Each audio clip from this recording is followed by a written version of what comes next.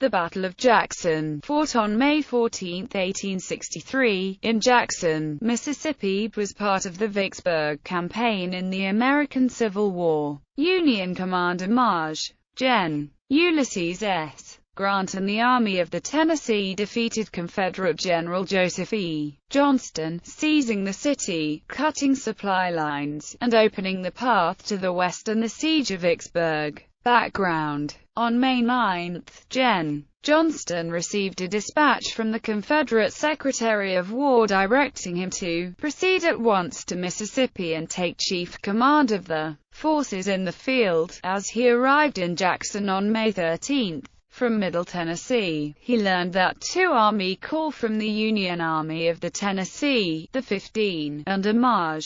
Gen. William T. Sherman, and the 17, under Maj.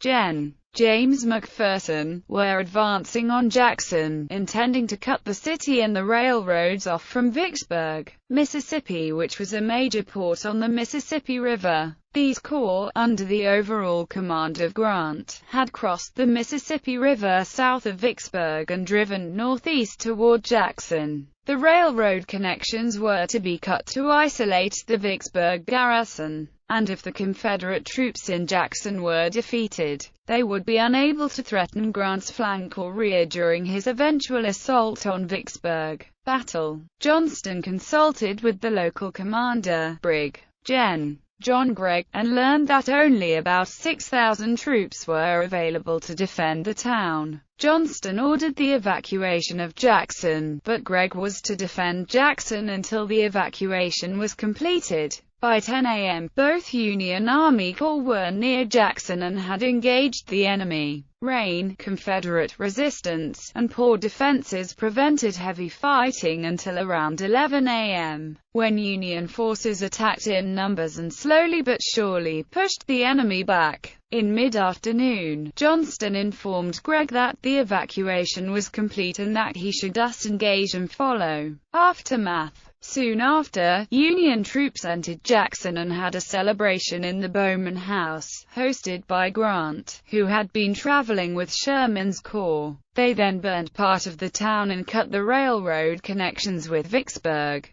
Johnston's evacuation of Jackson was premature because he could, by late on May 14, have had 11,000 troops at his disposal, and by the morning of May 15, another 4,000. The fall of the former Mississippi state capital was a blow to Confederate morale. General Sherman appointed Brig. Gen. Joseph A. Mower to the position of military governor of Jackson and ordered him to destroy all facilities that could benefit the war effort.